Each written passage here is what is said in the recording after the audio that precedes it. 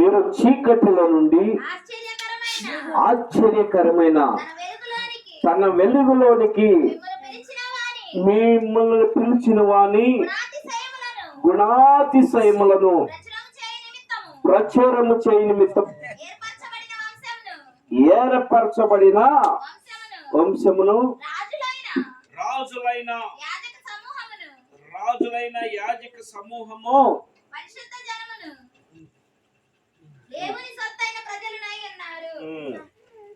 చాలు.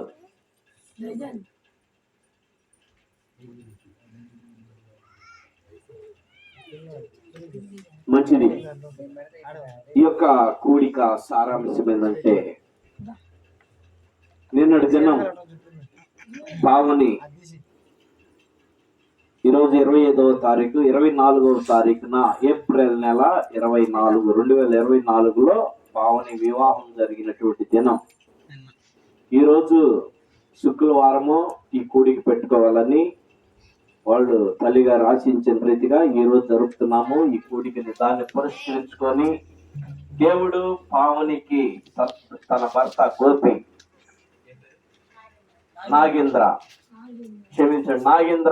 పావనిని దేవుడు జతపరిచి దేవుడు వాళ్ళిద్దరిని ఆశీర్వదించి ఇచ్చినటువంటి గర్భఫలం నిమిత్తము 5 వారాలు ఈ గృహములో దేవుడు సుఖమైన కాన్పు ఇచ్చే విధంగా ఈ యొక్క కూడికలు జరగటానికి కుటుంబ యజమానురాలు సుబ్బలమ్మ గారు నిర్ణయించుకొని 5 వారాలు ఈ కూడిక జరిగించాలని కోరి ఉన్నది.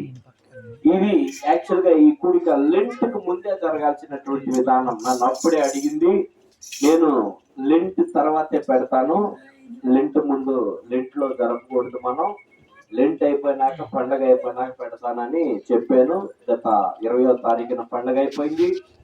ఈ 25వ తారీఖు నుంచి ఈ కోరికలు స్టార్ట్ అయినాయి గనుక ఈరోజు దేవుడు ఈ కుటుంబానికి ఇచ్చినటువంటి వాగ్దానము నమ్మదగినది. చెప్ప హల్లెలూయా, హల్లెలూయా. వాగ్దానము నమ్మదగినది. దేవుడి ఈ కుటుంబానికి ఈ రోజు దేవుడు ఇచ్చినటువంటి వాగ్దానం మరొకసారి చదువుకుందాం. 9వ వచనం చదవమ్మ. పేతురు రాసిన పత్రిక, పేతురు అనుభవాల్లో ఆయన రాసిన పత్రికలో అయితే మీరు చీకటిలో నుండి ఆశ్చర్యకరమైన తన వెలుగులోనికి ఆ మాట పట్టుకున్నమ్మా. ఈ మాటకి పావం తెలియపరుతాం. మీరు కుటుంబీకులు పావని నువ్వు వినాల్సిన మాట, కుటుంబీకులు వినాల్సిన మాట, మీరు చీకటిలో నుండి ఆశ్చర్యకరమైనటువంటి వెలుగులోకి నడిపించుటకు. చీకటి నుండి, చీకటి అంటే ఏమిటి? చీకటికి సాదృశ్యం సాతాను లేదా పాపం. సాతాను, పాపం, ఈ రెండు సాతానుయే. ఉదాహరణకి లైట్ ఆఫ్ చేస్తే చీకటి అయిపోయింది మొత్తం, కరెంట్ పోతే చీకటి అయిపోయింది, కరెంట్ వస్తే వెలుతురైపోయింది. కానీ ఇక్కడున్నటువంటి మాట చీకటిలో నుండి, అనగా చీకటి అంటే సాతానుడు, లేక పాపము, లేక టెన్షన్స్, లేక భయము, లేక ఇబ్బందులు, లేక అనేక రకాలైనటువంటి దాన్ని మొత్తం చీకటితో పోల్చుకుంటే మీకు అర్థం అవటానికి చెబుతున్నాను. ఇప్పుడు పావని టెన్షన్ లో ఉంది. టెన్షన్ అంటే భయములో ఉంది. పావని దేవుడు నీకు తెలియపరుస్తున్నటువంటి మాట, నువ్వు భయముల నుండి ఆశ్చర్యకరమైనటువంటి ఆనందంలోకి దేవుడు నిన్ను తీసుకురాబోతున్నాడు. హల్లెలూయా, హల్లెలూయా, హల్లెలూయా. సుఖమైన కాన్ఫిడెన్స్ నీకు భయం అంటే అదే. దేవుడు నిన్ను ప్రేమించి ఇచ్చినటువంటి గర్భఫలాన్ని బట్టి నీకు ఇప్పుడు ఇంటెన్షన్ ఏంది? భయం కలుగుతూ ఉంది. సహజమే, మొదటి కాన్పు కాబట్టి భయం ఉంటుంది. కానీ ఆశ్చర్యకరమైనటువంటి వెలుగులో నడిపించి ఆయన నిన్ను ధైర్యపరుస్తున్నాడు.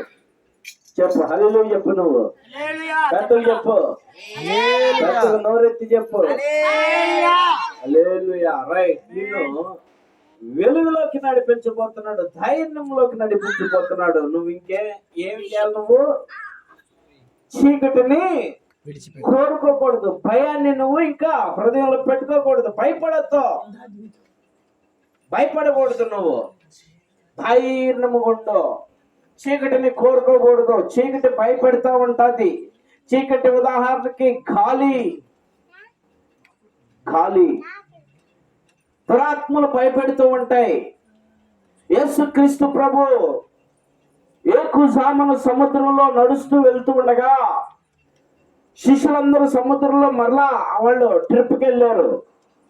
ట్రిప్కి వెళ్తే యేసు ప్రభు చూశాడు, ఎవరు లేరు, కనపడట్లేదంటే వీళ్ళు వేటకెళ్ళి ఉంటారని, సముద్రంలోకి వెళ్ళి ఉంటారని ఆయన తలంచి సముద్రం మీదుగా నడుచుకుంటూ సముద్రంలో వస్తూ ఉన్నాడు. వీళ్ళందరూ బోట్లో, ఆ తెప్ప మీద, ఆ పడవలో ఆయనకి ఎదురు వస్తూ ఉన్నారు. ఆయన వీళ్ళకి ఎదురు వస్తూ ఉన్నారు. యేసు ప్రభుని దూరంగా చూసినప్పుడు భూతం అని భయపడిపోయారు వాళ్ళు. అమ్మో భూతం వస్తుందని. దగ్గరకు వచ్చేదాకా భూతం అని అనుకొని భయపడిపోయారు వాళ్ళు. అంటే ఆ యేసు ప్రభుకు ముందు భూతం ఉందని వాళ్ళకి తెలుసు. చెప్ప హల్లెలూయా. వాళ్ళకి దెయ్యం ఉందని తెలుసు, భయపడిపోయారు భూతమేమో అని. సరే, యేసు ప్రభు దగ్గరకు వచ్చేసాడు. తొందరపడద్దు, మీరు భయపడబాకండి యేసు ప్రభు చెప్పాడు వాళ్ళకి. బోధకుడా నువ్వా అని వాళ్ళందరూ కలవరపడ్డాక పేతురు అన్నాడు, బోధకుడా నువ్వు నడిచినట్టు నీటి మీద నడుస్తున్నావు, నువ్వు మామూలు విషయం కాదు, నువ్వు నడిచినట్టు నన్ను కూడా నడిపిస్తావా అన్నాడు. అనగానే ఏమన్నాడో తెలుసా? కమాన్ వచ్చేయ్ పేతురు, నన్ను చూసిరా, నువ్వు నీటి మీదకి నన్ను చూసిరా అన్నాడు. పేతురు యేసు ప్రభుని చూసి నడుస్తున్నంత సేపు పేతురుకి ఏమి కాలేదండి. వింటున్నావుగా? పేతురు యేసు ప్రభుని చూసి నడుస్తున్నంత సేపు నీటి మీద బోటు దిగేసి యేసు ప్రభుని చూసుకుంటూ, యేసు ప్రభు చెప్పిన మాట ఏందో తెలుసా? నన్ను చూస్తూ రా అన్నాడు. యేసు ప్రభుని చూస్తూ పేతురు నడుచుకుంటూ వెళ్తున్నాడు యేసు ప్రభు దగ్గరికి. భయం లేదు, చక్కగా నడుచుకుంటూ వెళ్తున్నాడు. మధ్యలో చిన్న గాలి తగిలింది ఆయనకి. మధ్యలో చిన్న గాలి తగిలినప్పుడు వెనక్కి తిరిగి చూశాడు. వెనక్కి తిరిగి చూసినప్పుడు శిష్యులు అన్నట్టుగా అరుచుంటారే, అమ్మో డిస్టర్బ్, జాగ్రత్త అన్నట్లయితే ఏదన్నా అని ఉంటారేమో, డిస్టర్బ్. కానీ యేసు ప్రభు చూస్తూ నడిచినంతసేపు పేతురుకి ఏం కాలేదు. ఎప్పుడైతే మధ్యలో గాలి అయినట్టు టచ్ చేసిందో ఆయన వెనక్కి తిరగటం వల్ల వెంటనే ఆయన నీటిలోకి దిగిపోతూ ఉన్నాడు. నీటిలోకి దిగిపోతూ ఉన్నప్పుడు మునిగిపోతూ ఉన్నాడు. అప్పటిదాకా పేతురు కూడా నీటి మీదే నడిచాడు యేసు ప్రభు లాగా. ఎప్పుడైతే యేసు ప్రభుని వదిలిపెట్టి వెనక్కి తిరిగి చూశాడో నీటిలో మునిగిపోతూ ఉన్నాడు. అప్పుడు కేకలేశాడు, ప్రభువా నన్ను రక్షించు, ప్రభువా నన్ను రక్షించు, ప్రభువా నన్ను రక్షించని కేకలేస్తే ఆ సమయంలో యేసు ప్రభు ఉన్నాడు కనుక ఆయన రక్షించాడు. నువ్వు యేసు ప్రభుని చూస్తూ నీ జీవితాన్ని ముందుకు నడవాల. చెప్పు హల్లెలూయా. నీకు కావాల్సింది మొదట ఎవరు? యేసు ప్రభు. పేతురు కూడా యేసు ప్రభు చూసి నడుస్తున్నంత సేపు కూడా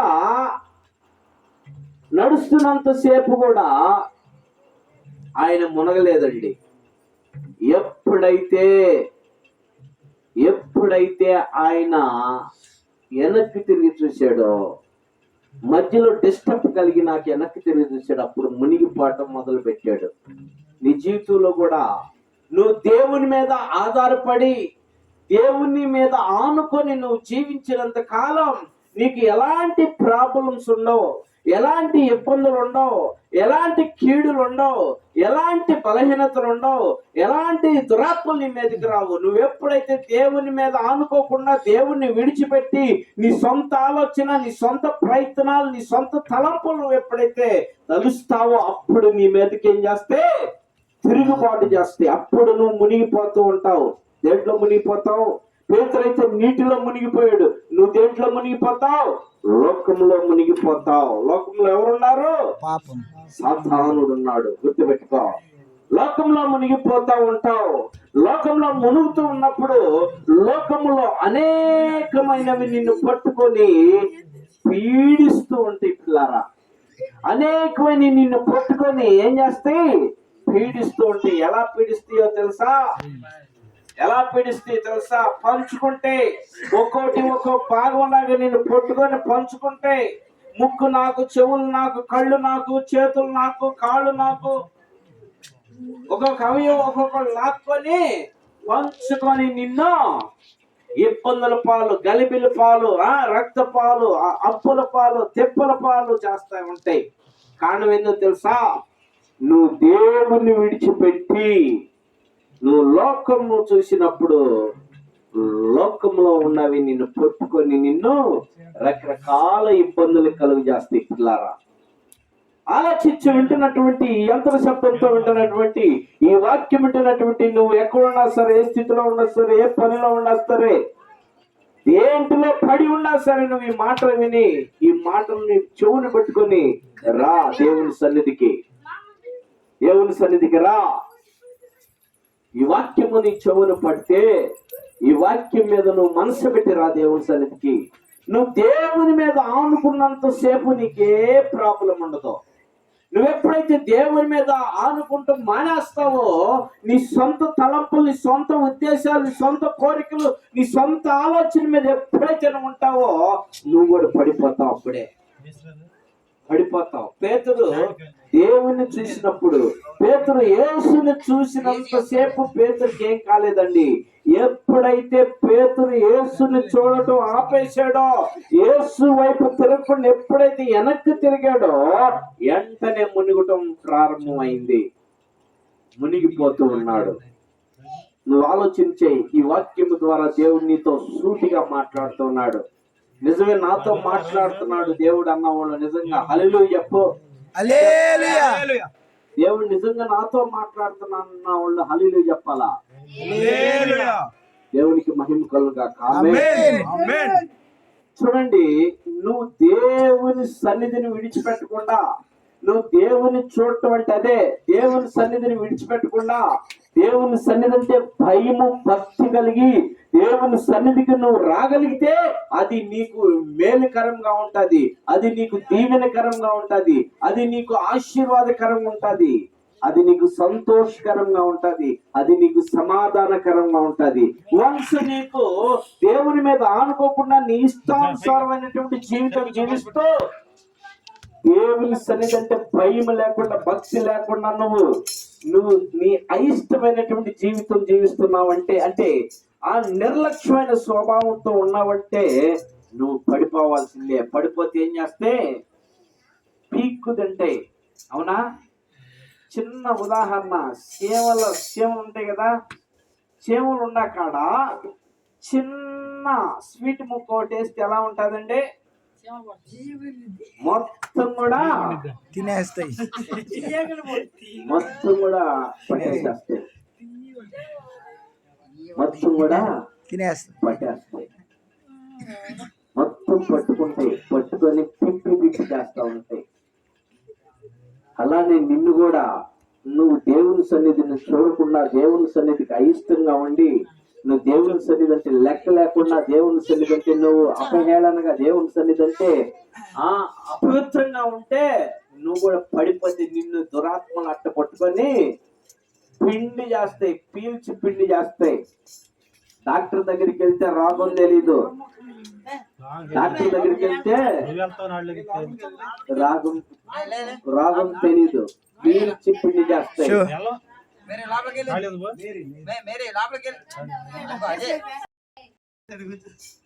సో నువ్వు ఎలా ఉండాలంటే భయం కలిగి, భక్తి కలిగి, దేవుని మీద ఆనుకొని జీవిస్తే దేవుడు నీకు తోడుగా ఉంటాడు. వాక్య సందర్భం అది. చదువు మరొకసారి. పావని కూడా తెలుసుకోవాల్సింది ఏం తెలుసా? నీకు పావని తెలుసుకోవాల్సిన సత్యం ఏందో తెలుసా? భయం ఉంటుంది, భయము ఉండిద్ది నీకు. కానీ నీకు దేవుడు అభయం ఇచ్చాడు. ఆ ఆశ్చర్యకరమైనటువంటి వెలుగులోకి నిన్ను నడిపిస్తాడు. వెలుగులోకి నువ్వు నడవాలంటే నువ్వేం చేయాలా? వెలుగుని చూడాలా. వెలుగులోకి వెళ్ళాలంటే ఏం చేయాలా? వెలుగును చూసుకుంటూ వెళ్ళాలా. ఆ వెలుగైనటువంటి ఆయన ప్రభువైన యేసుక్రీస్తు, యేసుని చూస్తూ నడిస్తే, యేసు నాకు ఇచ్చినటువంటి ఈ ఆరోగ్యం, యేసు నాకు ఇచ్చినటువంటి గర్భఫలం, యేసు నాకు ఇచ్చినటువంటి ఈ బహుమానం యేసుకే నేను అప్పగిస్తానని నువ్వు యేసుని వెంబడించగలిగితే ధైర్యముగా దేవుడు నీకు సుఖమైన కానుకనిస్తాడు. అది నీ కొరకు, నెక్స్ట్ కుటుంబం కొరకు, చేరువచ్చిన వారి కొరకు, యంత్ర శబ్దంతో వింటున్న వారి కొరకు. నెక్స్ట్ మాట చదువమ్మా, అదే కంటిన్యూషన్ చేయి. తన వెలుగులోనికి మిమ్మల్ని పిలిచినటువంటి వాడిని గుణాతిశయం. చాలమ్మ, మళ్ళా కంటిన్యూషన్ కొద్దు, గుణాతిశయం కాడ ఆగిపో. మిమ్మల్ని పిలిచినటువంటి వాడు, గుణాతిశయములను బట్టి మిమ్మల్ని పిలిచిన వాడు ఎవరు? దేవుడు. నేనా? నేను కాదు మిమ్మల్ని పిలిచేది. ఎవరు మిమ్మల్ని పిలిచింది? యేసుక్రీస్తు ప్రభు.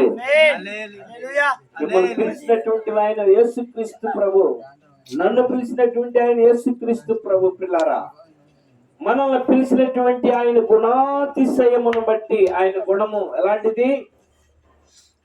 ఆయన గుణం ఎలాంటిది? నీ గుణం నా గుణం చూస్తే పెడితే పెళ్ళికుడు, లేకపోతే సావుకుడు. అవునా? చంద్రుడు రాగానే ఒక మంచి డ్రింక్ ఒకటి ఇచ్చి, లేదా ఒక టీ ఇచ్చి, ఒక పాట పాడంటే హ్యాపీ. అవునా కదా? దేవునికి స్తోత్రం. హల్లెలూయా. రైట్. నాకు ఈకుండా ఉంటే నేనేం చేస్తాను? నాకు ఈ లేదేంది అనుకుంటా ఉంటాను. పాస్టర్కి వచ్చింది నేనా చెందా, నాకు ఈ లేదు చెందుకి ఇచ్చారు అనుకుంటాను. అవునా? అంటే మన మానవుల గుణం అలాంటిది. అదే నాకు ఇచ్చిన తర్వాత చందుకి పోతే చందు కూడా అంతే లేచి వెళ్ళిపోతాడేమో. దేవునికి మహిమ కలుగుగాక. రైట్. దేవునికి స్తోత్రం. అది మనల్ని పిలిచినటువంటి ఆయన గుణాతిశయం ఎలా ఉండిద్దో తెలుసా? అందరి మీద ప్రేమ కలిగి ఉండిద్ది ఆయనకి. నీ మీద నా మీద, నీ మీద నా మీదే కాదు, సర్వ మానవుల ఎదుట, సర్వ మానవులందరి మీద ఆయనకి ప్రేమ ఉంది. ఆ గుణాన్ని మనం పరిశీలన చేయాలా. సాతానుడు ఏం చేస్తాడు? సాతాను గుణం ఏం తెలుసా? సాతానుడు గుణం ఇదే. నాకిచ్చి చందుకి ఇకుండా ఉంటామో, లేదా చందుకి ఇచ్చి నాకు ఇకుండా ఉంటే అక్కడక్కడ మనకేం కలిగింది? వైరం పుట్టించింది సాతానుడు. కానీ ఆ యేసు ప్రభు మాత్రం సమాధానపరిచేవాడు ఆయన. హల్లెలూయా. సమాధానం లేకుండా అసమాధానముతో కక్షలు, కార్పణ్యాలు, పాపపు రీతులు అన్ని రకాలుగా ఉన్నప్పుడు నజరేయుడైన యేసు క్రీస్తు ప్రభువారు తను తాను పరలోకము నుండి భూలోకము తను తాను తగ్గించుకొని కుమారుడుగా వచ్చి ఆయన పరిశుద్ధాత్మతో జన్మించి పెద్దవాడై శ్రమపడి సిలువేపడి చనిపోయి తిరిగి లేచి పునరుత్థానుడిగా నీ కొరకు నా కొరకు సర్వ మానవుని కొరకు ఆయన ప్రాణం పెట్టి నీ కొరకు నా కొరకు ఆయన పరలోకాన్ని సిద్ధపరుస్తూ ఉన్నాడు. నిన్ను నన్ను మనలందరినీ కూడా పరలోక రాజ్యానికి తీసుకెళ్ళటానికి. ఆయన గుణం అలాంటిది. కానీ మన గుణం ఎలా ఉంటది? పెడితే పెళ్ళికుడు, లేకపోతే సావుకుడు. చూడండి, అలాంటి పరిస్థితుల్లో మానవుల హృదయాల్ని దొంగిలిస్తూ ఉండే సాతానుడు. ఈ రాత్రి కాలం తెలుసుకోవాలి నా ప్రియమైనటువంటి చేరువచ్చినటువంటి ప్రియమైనటువంటి సహోదరి సహోదరుడా, ఈ యంత్ర శబ్దంతో ఉంటున్నటువంటి వారు సహోదరి సహోదరులారా, లైవ్ లో వీక్షిస్తున్నటువంటి వారు కూడా యూట్యూబ్ లో ప్రియమైనటువంటి వారులారా, మీరు కూడా తెలుసుకోవాల్సినటువంటి సత్యం ఏందో తెలుసా? ఆయన గుణాతిశయమును బట్టి మనం ఏం చేయాలంట? మనం ఏం చేయాలి? ఎదురు చూడాలి. ఆయన గుణం ఎలాంటిది చూస్తున్నాం మనం. చదవమ్మా మాట మరొకసారి. మీ క్యాబ్ కట్టి తిరగబాకండి, కూర్చోండి రా. అడుగుచో కూర్చో. చదవమ్మా. ఆ, ప్రచురము చేయ నిమిత్తము ఆ, ఏర్పరచబడిన వంశమును ప్రచారము ఏర్పరచబడినటువంటి వంశము. ప్రచారం అంటే ప్రకటన చేయటం. రేపు 1వ తారీఖున మీటింగ్ కొరకు ప్రచారం చేస్తున్నారు మన ఎబెనేజర్ యూత్ పిల్లలు, యూత్ వారు. రాత్రిపూట వాళ్ళు పడుతున్న ప్రయాస అది ప్రభు చూస్తున్నాడు, మనుషులు కాదు. ఒకనాడు వాళ్ళకి ప్రతిఫలం ఎవరిస్తారు? ప్రభు ఇస్తాడు. ప్రభు ఇస్తాడు. ఆ ప్రచారం, అది ప్రచారం, ప్రకటన. చూడండి, ఏర్పరిచినటువంటి కుటుంబం. ఏ కుటుంబమో? ఏర్పరచబడినటువంటి కుటుంబం. మనమందరం కూడా ఒక కుటుంబం పిల్లారా. మన ఇందిరా కాలనీలో మనం అందరం ఒక కుటుంబం. మన తోటవారిపాలెం గ్రామం అంతా మనం ఒక కుటుంబం. మన మండలం అంతా కుటుంబం. మన జిల్లా అంతా కుటుంబం. రాష్ట్రం అంతా కుటుంబం. దేశం అంతా కుటుంబం. ప్రపంచం అంతా కూడా మనము ఒక కుటుంబముగా ఏర్పరచబడాలా. ఏర్పరచబడి ఆ ప్రభువైన యేసు క్రీస్తుని మనం ఏం చేయాలా? ప్రకటింపచేయాలా. యేసు ప్రభు చెప్పాడు మార్కు సువార్త 16:16 నమ్మి బాప్తిసం పొందిన వారు రక్షింపబడును, లేకపోతే శిక్షే. ఈ శిక్ష లేకుండా ప్రతి ఒక్కరికి రక్షణ కలిగి వారు పరలోక రాజ్యంలో ఉండటానికి మనం ఏం చేయాలా? ప్రయాసపడాలా పిల్లారా. ఈ కుటుంబం కూడా అందరూ రక్షింపబడాలా. కుమార్తెలు వాళ్ళ అల్లుళ్ళలో వారికి ఇచ్చిన బిడ్డలో రక్షణ మార్గంలో నడవాలా. గణేష్ దిబోరా తనకిచ్చిన 2 బిడ్డలు, అలాగే నాగేంద్రం, పావని, అలాగే యేసురాజు, అలాగే కోటయ్య రక్షణ మార్గంలో నడవాలా. శుభ్రమ రక్షణ పొందింది, మారు మనసు పొందింది, బాప్తిసం పొందింది. తన కుటుంబం కూడా రక్షణ మార్గంలో నడవడానికి మనం ప్రార్థన చేయాలా. మన వాళ్ళకి ప్రకటన చేయాలా. దేవుని యొక్క రక్షణ గురించి వీళ్ళకి ప్రకటన చేయాలా. వీళ్ళు ఏ స్థితిలో ఉన్నారు? అంధకారమైనటువంటి స్థితిలో ఉన్నారు, చీకటిలో ఉన్నారు వీళ్ళు. ఈ చీకటిలో నుండి వీళ్ళు మహా వెలుగులోకి నడిపించబడాలా. మహా వెలుగులోకి నడిపించబడాలంటే వీళ్ళేం చేయాలా? దేవుని సన్నిధికి రావాలా. మొదట వినాలా, తర్వాత నడవాలా, తర్వాత ఆచరించాలా. ఏంటి ఆచరించేది? ఏంటంటే ఆచరించేది లోకాన్ని కాదు, ప్రభు అయినటువంటి యేసుని, ఆయన చెప్పినటువంటి మాటల్ని స్వీకరించి యేసుని నమ్మాలా. నమ్మి మారు మనసు పొందాలా, బాప్తిసం పొందాలా. నా ప్రియమైనటువంటి వారులారా, యంత్ర శబ్దంతో వింటున్న వారు, చేరువచ్చినటువంటి వారు, మీరు కూడా మీ జీవితాల్లో చీకటిలో నుండి మీరు వెలుగులోకి నడిపించబడాలా. ఈ చీకటి నుండి మీరు వెలుగులోకి రావాలంటే మీరు వెలుగును చూడాలా. మీరు వెలుగును చూడాలంటే ఆ ప్రభువైన యేసుక్రీస్తుని చూడాలా. ఆయన మీద ఆనుకొని ఉండాలా. ఆయనతో జీవించాలా. ఆయనతో సహవాసం చేయాలా. ఆయన్ని వెంబడించగలిగితేనే మీరు వెలుగుని వెంబడించినట్టు, లేని ఎడలా చీకటినే కోరుకున్నట్టు. ప్రార్థన జరుగుతుందంటే, ప్రార్థనకు రాకుండా ఉంటే కారణం ఏంటి? చీకటిలో ఉండట్టు కదా. చీకటిలో ఉండట్టు. ఈ చీకటిలో నుండి వెలుగులోకి నడిపించడానికి ఆయన నీతో ఈ రాత్రి మాట్లాడుతూ ఉన్నాడు. నా ప్రియమైనటువంటి సహోదరుడా, జాగ్రత్తగా ఈ మాటలు శ్రద్ధగా నువ్వు వినాలా. మరొకసారి ఆ మాట చదువు, 1 నుంచి 9 నుంచి మరొకసారి చదువు. అయితే చీకటిలో నుండి ఆశ్చర్యకరమైన వెలుగులోనికి మిమ్మల్ని పిలిచిన వాని గుణాతిశయమును ప్రచురము చేయ నిమిత్తము ఏర్పరచబడిన వంశమును, రాజులైన యాజక సమూహము. దేవుడు నన్ను యాజకుడిగా నీకు మీకు మీ అందరికి మనందరికి నన్ను దేవుడు యాజకుడిగా నియమించున్నాడు. రాజులైనటువంటి యాజక సమూహం యాజకుడిగా నీకు నిర్మించున్నాడు దేవుడు. ఆ ప్రభువైన యేసుక్రీస్తు నీ కొరకు యాజకుడిగా నన్ను నిర్మించున్నాడు. యాజకుడి మాట నువ్వు వినాలా. రాజు మాట వినకపోతే ఏం జరిగితే మరణమే. అవునా? రాజు చెప్పిన మాట వినకపోతే ఏంది? మరణమే. రాజుని వెక్కిరించిన మరణమే, రాజుని ధిక్కరించిన మరణమే.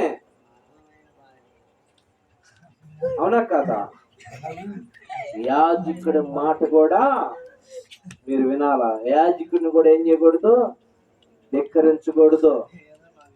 అర్థమైందా? నీకు అక్కడ రాజు అయితే స్పాట్ లో మరణానికి తీసుకెళ్తాడు. ఇక్కడ యాజకుడు నిన్ను మరణించడానికి చేయడు, కానీ యేసు ప్రభు ఏం చేస్తాడు? నిన్ను నలుపుతాడు, పిండుతాడు. బట్టలు ఉతికి గొడ్డని పిండి ఆరేస్తామే, అట్ట పిండుతాడు. ఆ పిండుడికి ఎలా ఉండిద్దో తెలుసా? శరీర బలహీనతలు, ఆర్థిక బాధలు, శోధనలు, నెమ్మది లేని స్థితులు, రోగాలు, తిన్నది అరగటం లేదు, తినేది అరగటం ఉండదు. ఇవన్నీ బాధలు పిండటమే. పిండటం అంటే మనం పట్టుకొని కాదు, గుర్తుపెట్టుకోండి. సో యాజకుడి మాట నువ్వు ఖచ్చితంగా వినాలా. యాజకుడు చెప్పే మాట చక్కగా నువ్వు వినాలా. వినటి వల్ల నీకు విశ్వాసం కలిగితే, యాజకుడి మాట వినగలిగితే నీ జీవితం చీకటిలో నుండి వెలుగులోకి నడిపించబడింది. పిల్లారా, ఆ వెలుగైనటువంటి ప్రభువైన యేసుక్రీస్తు దగ్గరికి నువ్వు నడిపించబడతావు. అప్పుడు నీకు సంతోషము, సమాధానం, ఆనందం, ఆరోగ్యం, ఆర్థికం అన్ని కూడా సమృద్ధిగా నీకు స్థిరపరచబడతాయి. చదవమ్మా. యాజకులు సమూహమును, పరిశుద్ధ జనమును.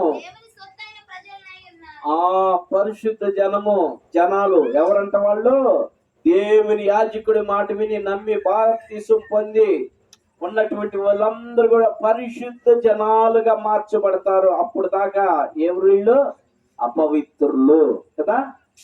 అప్పుడు దాకా అపవిత్రులు పవిత్రులుగా మార్చబడతారు. అప్పుడు ఎవరు సొత్తు అంటే ఎవరు సొత్తు అమ్మిళ్ళు? దేవుని. ఎవరు సొత్తు? దేవుని సొత్తు. నా సొత్తు.